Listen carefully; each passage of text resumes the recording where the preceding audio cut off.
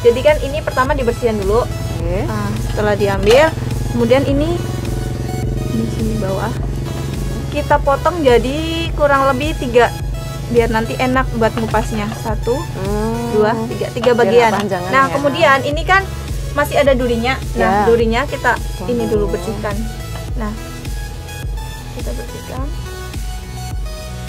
Nah, coba sahabat, ini gimana cara ngupasnya? Udah tahu belum kira-kira? Kalau misalkan yang belum tahu, pasti ini ngiranya pakai pisau. Harusnya? Iya kan? Padahal ini ngupasnya nanti pakai sendok. Oh gitu sahabat Tani, ternyata ada yang teknik Iya. khusus ini ternyata. Ada teknik khususnya. Iya. Jadi itu kita bagi 2 dulu. Nah, Mm-mm. ini kurang lebih lebarnya sendok. Ini kan segini. Seukuran sendok jadi gitu ya. nanti kita kelupas dari atas kayak gini. Nanti pakai talenan bisa biar lebih mudah. Mm-mm. Nah, ini kan langsung bisa. Oh iya. Coba kalau misalkan pakai pisau. pisau, ini nanti lama kayak gini. Terus dagingnya juga kepotong juga ya Mbak? Nah, ya? iya. Ini enggak bakalan. Nah, ini lama kan kayak gini ini. Nah, itu Lebih tekniknya pakai efektif pakai efektif sendok. pakai sendok. Sahabat, selamat datang di panggung penyuluhan Siniar Penyuluh Pertanian Kebumen.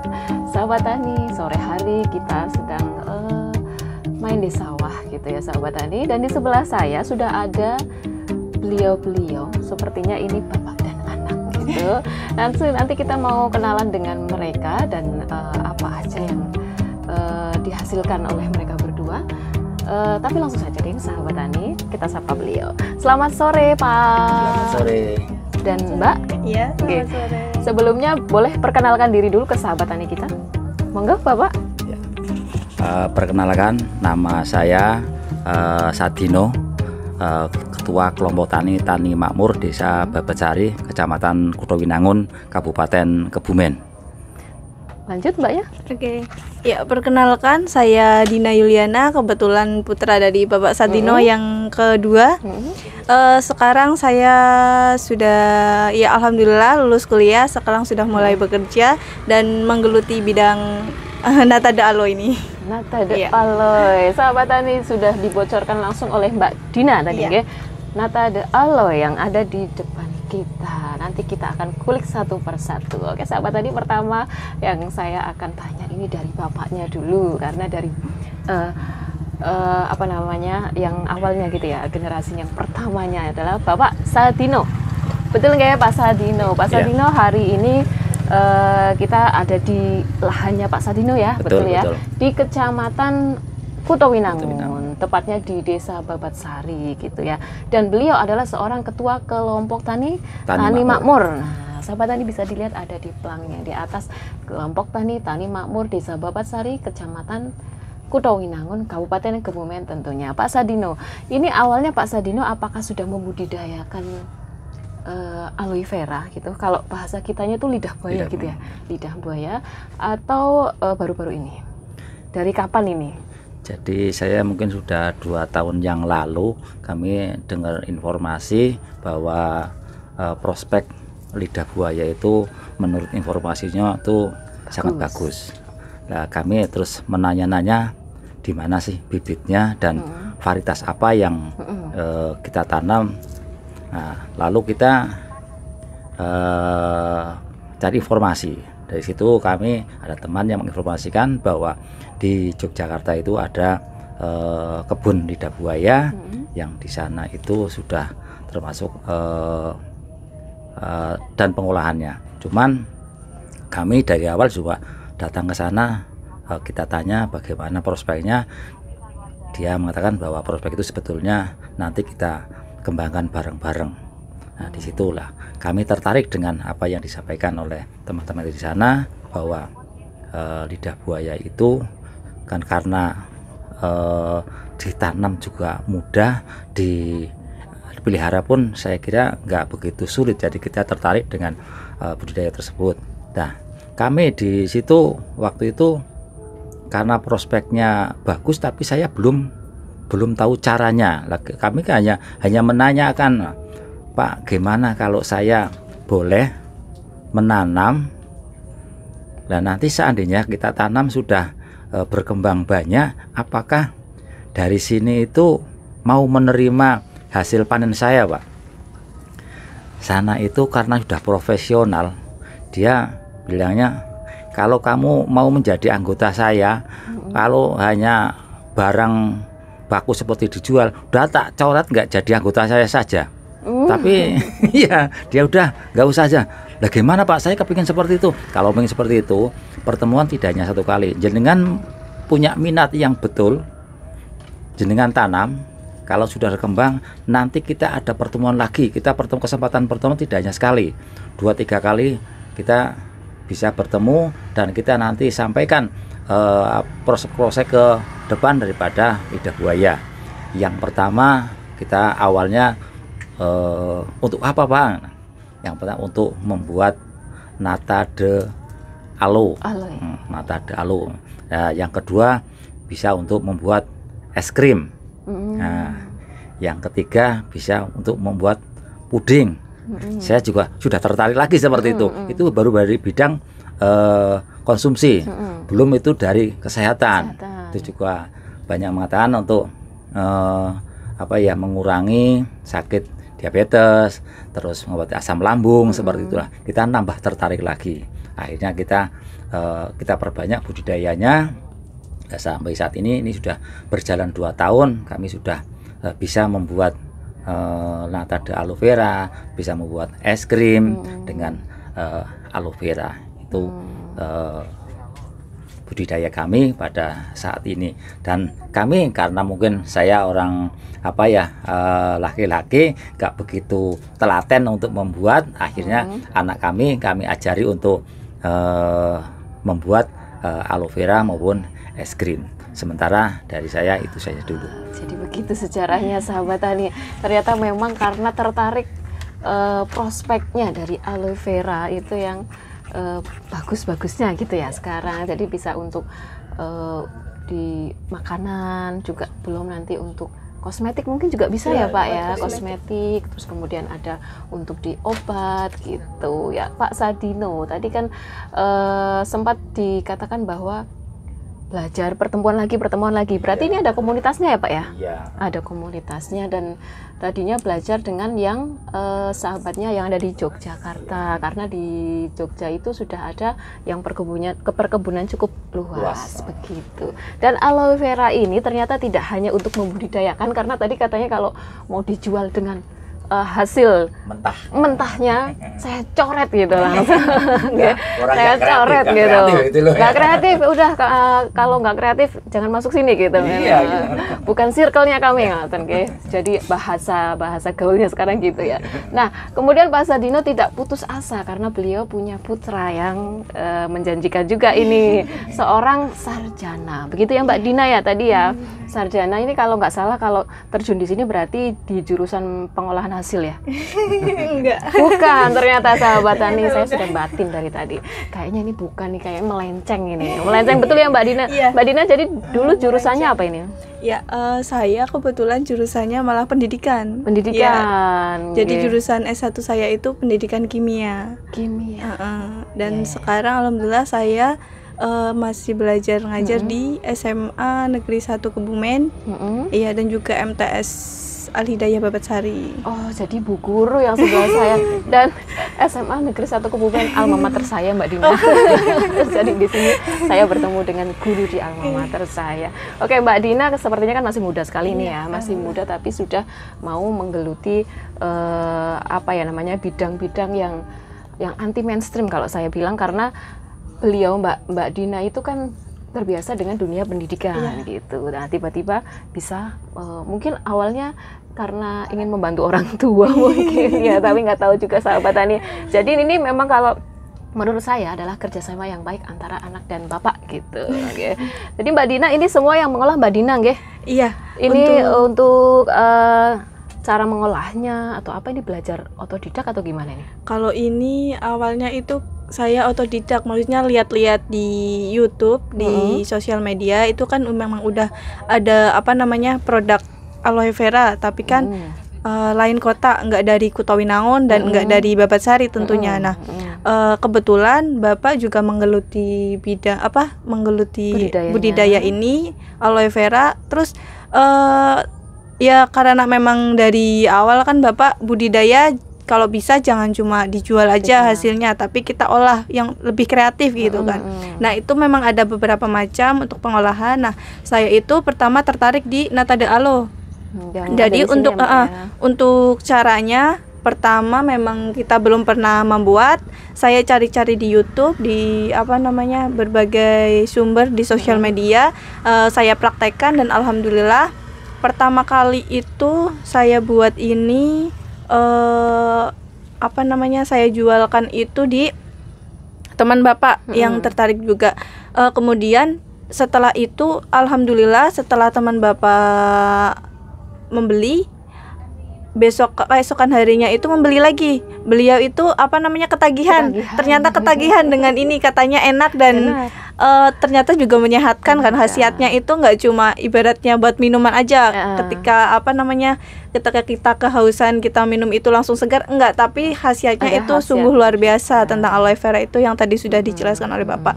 Nah, setelah itu karena beliau memang punya kerabat banyak, akhirnya beliau tawarkan ke beberapa kerabatnya dan alhamdulillah selama 1 bulan itu saya produksi terus dan pesanannya alhamdulillah juga terus lancar berlanjut selama sebulan itu.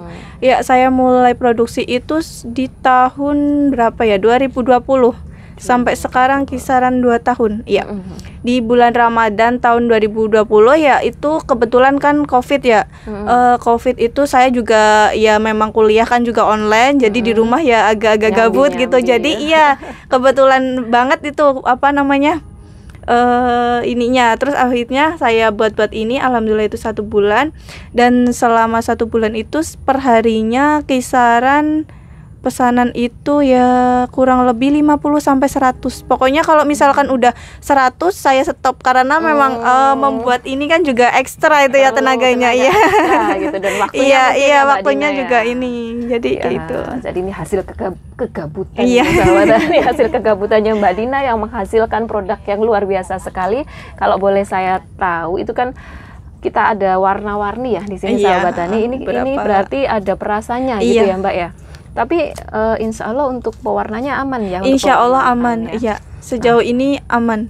Soalnya kita masih benar-benar murni, nggak pakai bahan pengawet sekalipun. Bahan pengawet. Berarti ini ada ininya ya? Expirednya. Expirednya nanti dicantumkan ya Mbak ya? Iya, itu kalau misalkan dikonsumsi, layak konsumsi itu kalau misalkan di udara biasa tanpa di kulkas itu kurang lebih 3 hari. Tapi kalau misalkan kita taruh di lemari es atau pendingin itu kisaran 1 minggu. 1 minggu bisa nyampe ya. Bisa konsumsi. Ini saya mau lebih fokus ke pengolahannya ini ya Pak Sadino ya. Ternyata memang betul Pak Sadino, kita menjual produk pertanian yang hasil segar gitu ya.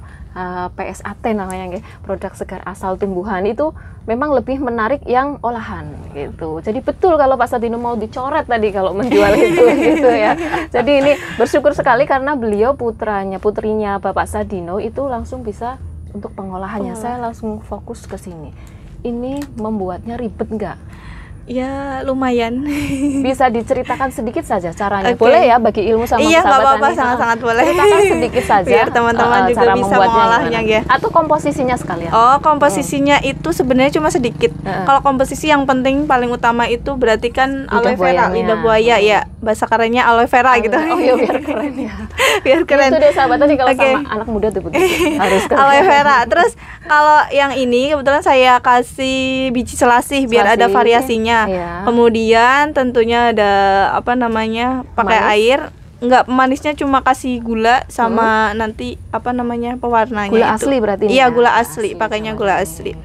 Udah itu aja, cuma gula, air, aloe vera sama selasih. Udah itu aja. Iya.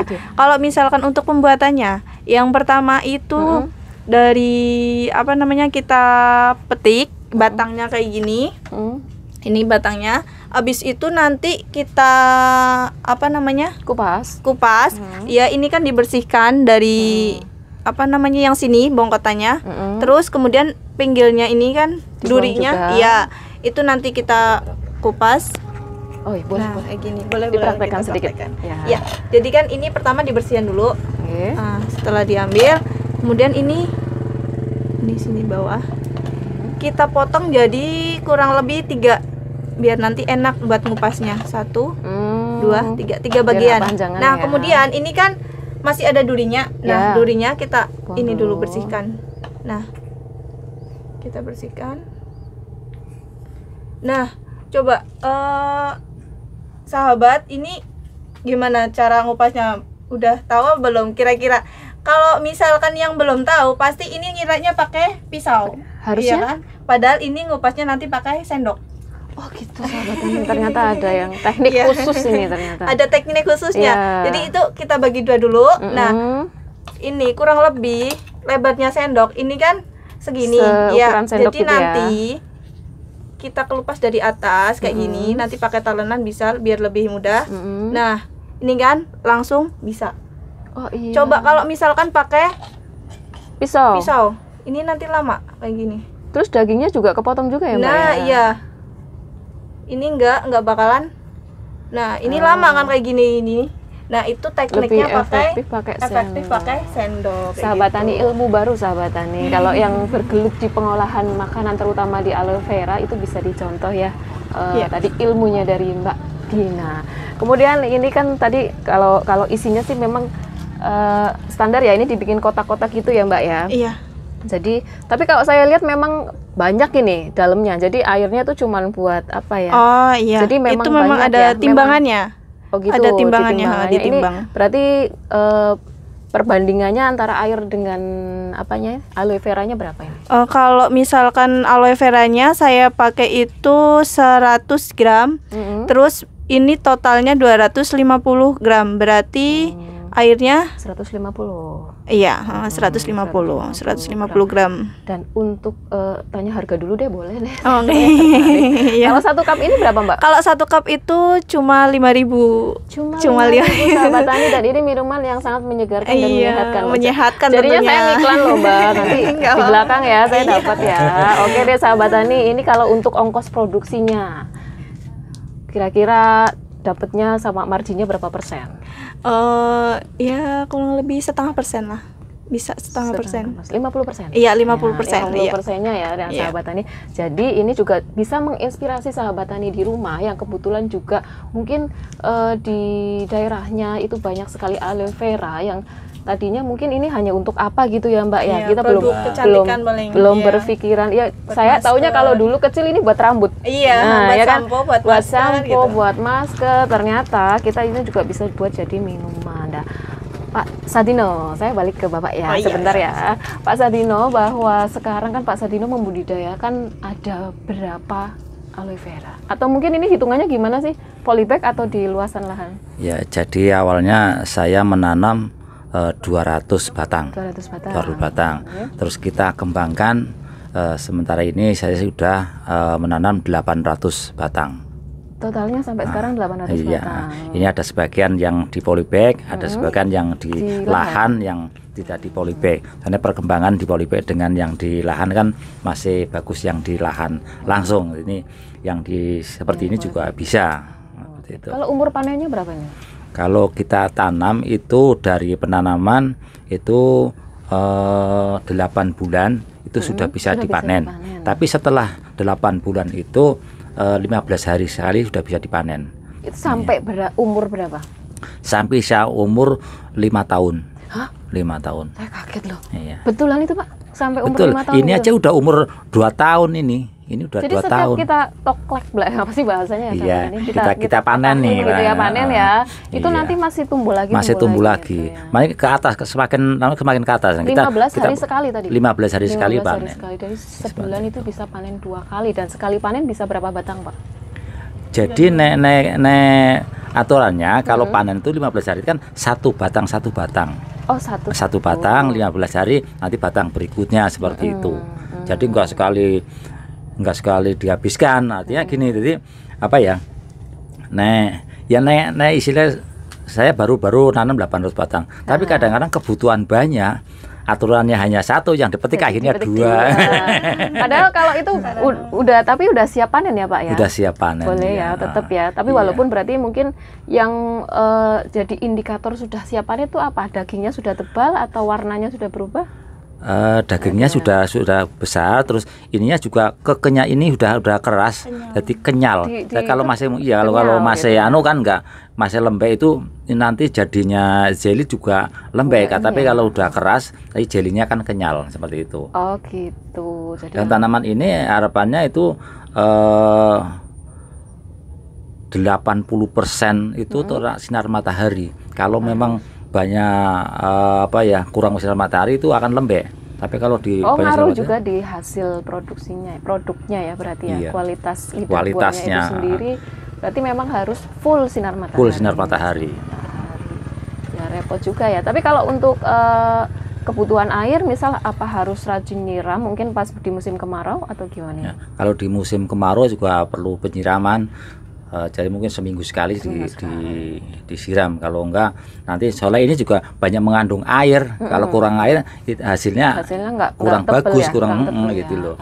Kalau ini karena berapa persen kan air itu. Jadi untuk perawatannya memang tidak terlalu sulit ya Pak. Tidak terlalu sulit dan menghasilkannya lumayan ya Pak ya. Tapi saya nggak mau nanya deh Pak. Mau nanya ini aja deh Pak. Ini tadi harganya kalau 1 cup Rp5.000 berarti ongkos produksinya biayanya tadi 50% sendiri ya. 50%-nya kan lumayan ya sahabat tani. Untuk sahabat tani yang masih muda-muda itu juga kita perlu untuk sekarang itu lagi gencar-gencarnya UMKM ya Mbak ya. UMKM. Jadi kita juga tidak melulu memasarkan produk-produk yang dari pertanian langsung, tapi pengolahannya juga keren-keren loh. Kalau bahasanya Mbak Dina tadi biar keren gitu, biar keren. Nah Mbak Dina untuk pasarnya itu di mana aja? Kalau ya untuk pemasaran sejauh ini itu saya baru lewat online sama lewat reseller. Jadi alhamdulillah reseller yang awal mula beli ini kemudian dia kan ikut menjualkan, dia beliau itu tertarik dengan produk saya. Kemudian beliau jajakan di sekolah, di di kantor kayak gitu. Jadi sejauh ini lewat reseller. Jadi alhamdulillah sekarang itu per minggu itu mesti ada yang minta buatkan atau ada yang pesan itu kisaran 30 sampai 50. Tapi kalau misalkan nanti bulan puasa itu biasanya lebih full. Iya, pokoknya batas maksimal itu saya produksi setiap hari 100 cup gitu. Kayaknya nanti lama-lama lupa jadi guru. Mudah-mudahan tidak ya. Jadi di gurunya juga tadi kimia ya, kimia. Kemudian Mbak Dina untuk selama ini menurut Mbak Dina gitu, ini menguntungkan nggak menurut Mbak Dina gitu? Oh ya, menurut saya ini sangat-sangat menguntungkan karena produk ini juga kebetulan itu masih ibaratnya unik, kreatif, belum ada yang masih langka ya kayak gitu. Terus benar-benar kayak kalau orang udah tahu khasiatnya, manfaatnya, beliau itu yang beli itu bakalan terusan gitu. Nggak cuma sekali beli itu bosan tuh, nggak, bakalan berkelanjutan kayak gitu. Jadi repeat order terus alhamdulillah. Jadi kalau misalkan ini semoga aja bisa terus berkembang ya, kemungkinan nanti bisalah untuk saya belajar pengolahan lain selain ini nata de alo. Sejauh ini saya cuma baru nata de alo sama es krim. Nanti saya tanya es krimnya gitu. Jadi sahabat tani pemasarannya tuh lewat online ada online shopnya online nanti shop. Atau sahabat tani mungkin ada yang tertarik untuk menjadi resellernya, nanti bisa hubungi kami ya. Nanti kita hubungkan ke Mbak Dina. Kemudian es krim itu gimana itu? Kalau untuk pembuatan es krim itu sama sebenarnya kayak pembuatan es krim. Kita tetap ada bahan-bahan seperti cara membuat es krim itu sama, cuma untuk aloe veranya nanti kita buat campuran. Jadi nanti dihaluskan, di blender, terus dimasukkan ke dalam bahan termasuk bahannya itu.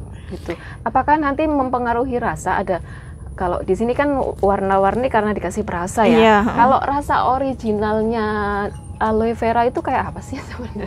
Rasa originalnya aloe vera itu tawar, tawar. Berarti benar-benar nggak ada dimasukkan jadi bahan es krim tuh untuk apa? Itu memang buat biar lebih khasiatnya yang ini. Oh, diambil khasiatnya, iya. Kalau rasa tetap nggak teksturnya juga lebih lembut daripada ini es krim yang biasa.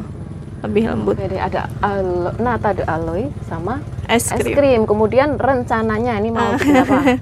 Kalau rencana saya ini udah rencana itu bikin dodol sama bikin Dodol, kerupuk. aloe- Iya.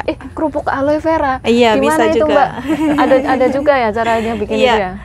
Kerupuk aloe vera juga bisa, nanti itu prosesnya kita haluskan Tapi juga tetap ya, dicampur kita bahan giling. lain ya? Iya, tetap dicampur bahan lain. Cuman ada kandungan ada kandungan vera. aloe veranya juga. Kayaknya kalau kerupuk mungkin jadinya produknya kan kering ya, jadi Iya. bisa tahan lebih lama. Kalau ini kan jadinya produksinya setiap hari. Iya, gitu produksinya ya. memang. Setiap hari harus produksi gitu. Dan Pak Sadino bangga nih nggak punya putra sekeren Mbak Dina gini. Bangga ya. Bangga Dan, lah. dan mudah-mudahan ini akan menular ke putra-putri petani kita. Nah, sahabat tani, Pak Sadino bangga dengan putrinya kan. Sahabat tani, ada pesan dan kesan nggak untuk putra-putri sahabat tani kita yang ada di rumah? Ya, saya itu sana mudah-mudahan dengan produk yang baru ini baru dibabat sari lah, artinya kalau di sana udah cukup banyak tapi dibabatkan masih awam. Dengan program ini kami kepingin menggerakkan, mari dari kelompok tani kita, dari anak-anak kita punya gambaran ya. Mari kita khasnya ya, pengen punya makanan khas. Misalnya kayak gini kita kembangkan, nanti pindah kalau seperti Wonosobo kan khasnya karika. Nah, saya kepingin nanti Kebumen aloe vera gitu loh. Khususnya di Babat Sari. Nah, iya, gitu. Kebumen aloe vera. Jadi trennya gitu ya, Iya, tren seperti maknya itu. Babat Sari ya, aloe Nata de aloe vera. Kalau gitu kan Pak Sadino tadi kan sebagai ketua kelompok tani, Iya. harusnya bisa dengan mudah itu merangkul Betul. sahabat tani kita, terutama yang ada di sini untuk menggerakkan menanam aloe vera, kemudian pengolahan hasilnya gitu. Nah, untuk di kelompok tani makmur ini Iya. sendiri sudah ada berapa orang yang mengikuti jejak Pak Sadino? Jadi pembuatan nata de aloe kan rata-rata itu orang perempuan, Bu. Nah, ini yang sangat tertarik justru dari ibu-ibu PKK yang mereka datang kami untuk ikut memberikan sosialisasi cara pembuatan nata de aloe vera. Itu ibu PKK sudah kami ajari, dan tidak hanya ibu-ibu PKK Desa Babasari, di tetangga desa pun minta sosialisasi untuk cara pembuatan budidaya dan pembuatan nata aloe vera. Berarti udah jadi narsum kemana-mana ya Mbak. Terutama Mbak Dina mungkin ya, Mbak Dina sudah mulai jadi narsum untuk sosialisasi pembuatan nata de aloe vera. Nah, Mbak Dina ini kan saya juga sempat lihat ada di beberapa kali event yang dari Dinas Pertanian. Iya. Itu ada pasar mitra tani. Kita memang di Dinas Pertanian dan Pangan Kabupaten Kebumen ada acara rutinan pasar mitra tani, dan ini selalu hadir gitu. Dan saya selalu beli. Gitu. Ya, gimana ini perasaan Mbak Dina ini? Sama mungkin ada, karena kita sudah ngobrolin terlalu banyak ya. Iya. Sekalian nanti ada closing statementnya ya Mbak Dina ya. Silakan. Iya, perasaan saya sih ya alhamdulillah sangat senang. Saya juga kayak ngerasa Nggak nyangka. ya nggak nyangka. Saya ngerasa nggak nyangka bakalan bisa hadir di acara mitra tani, event-event tersebut. Saya bisa bergabung dengan Dinas Pertanian khususnya di Kabupaten Kebumen, terus juga yang BPP dari beberapa kecamatan. Saya termasuk salah satu orang yang ikut dalam acara tersebut dan membawakan hasil dari Produknya buah tangan sendiri saya. gitu ya, Iya, bangga. produk saya Tentunya harus bangga gitu ya Mbak iya, Dina. alhamdulillah. Buat teman-teman semua, khususnya ya para sarjana, meskipun kalian itu di dalam lulusan apapun, jurusan apapun, tapi kalau misalkan kalian punya inovasi, marilah kembangkan inovasi kalian sekreatif mungkin. Jangan takut untuk berproses, karena memang rezeki itu nggak ada yang tahu, bukan bukan berdasarkan memang dari gelar kita, tapi jadi rencana Allah itu. Jadi apapun inovasinya silakan dikembangkan. Ya. Gitu. sahabat tani, terutama yang sarjana muda tadi ya sahabat tani. Jadi kalau kalian punya inovasi maka kembangkanlah, jangan takut ya. Pokoknya kita harus tetap mencoba dan mencoba. Oke Pak Sadino dan Mbak Dina, terima kasih sekali. Ini saya sudah diizinkan masuk ke lahan beliau gitu. Enak banget ini ya, harusnya pas angin sepoi-sepoi juga bikin ngantuk gitu ya. Lain kali saya main lagi ya Mbak Dina, kalau saya jadi lupa lagi. Oke, Mbak Dina dan Pak Sadino, terima kasih sekali. Dan Pak Sadino mau nambahin sedikit apa tidak? Sudah cukup, Mbak Dina sudah cukup ya. Terima kasih. Dan sahabat tani, petani Indonesia berjaya, sejahtera dan bahagia. Penyuluh pertanian Kebumen, aktif, kreatif, inovatif. Saya Yuni Yarsi, terima kasih dan sampai jumpa. Terima kasih Mbak.